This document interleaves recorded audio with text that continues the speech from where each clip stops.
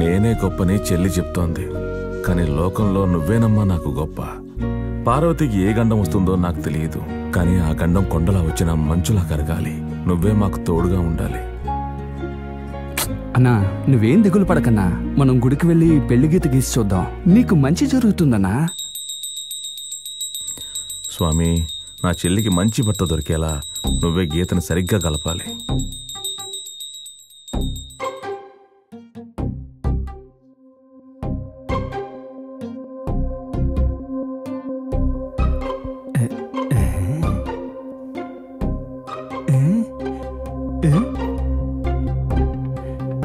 అన్నా గీత వంకరగా ఉందన్నా.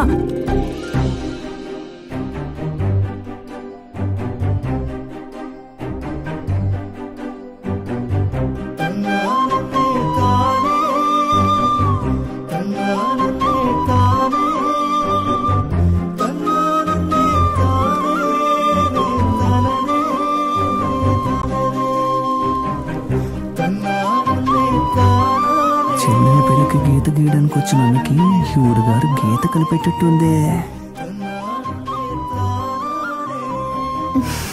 కరెక్ట్ గా కలిపేసింది. కలిసింది.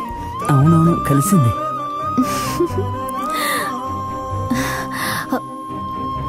సారీ అండి, మీరు గీస్తున్నది వంకరగా వచ్చింది, అందుకే చేయి పట్టుకుని సరిచేశాను. మనం కోరింది జరుగుతుందో లేదో, కానీ కోరుకోవడం సరిగ్గా ఉండాలిగా, అందుకే. అన్నా ఇక లేస్తారా? వెనకాల చాలా మంది ఉన్నాం. మీరు గీయండి. రారా. ఏ మల్లిక, ఇప్పుడు నువ్వు గీ. మీ అన్నీకి ఒక మంచి పిల్ల దొరకాలని. మా అన్నయ్యకి మంచి పిల్ల దొరకాలి స్వామి.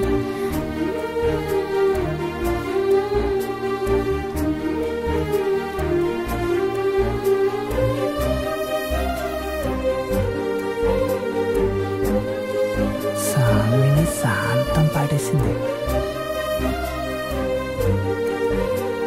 అన్నా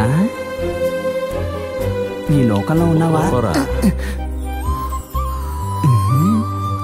నువ్వు ఇలా ఊగడం ఏం బాలేదు, దేవుడు కళ్ళు పీకేస్తాడు. దేవుడా. ఏ మల్లిక, గీత కలిసింది. నువ్వు కోరుకున్నట్టు మీ అన్నకి మంచి పిల్ల దొరుకుతుంది. రా వెళ్దాం.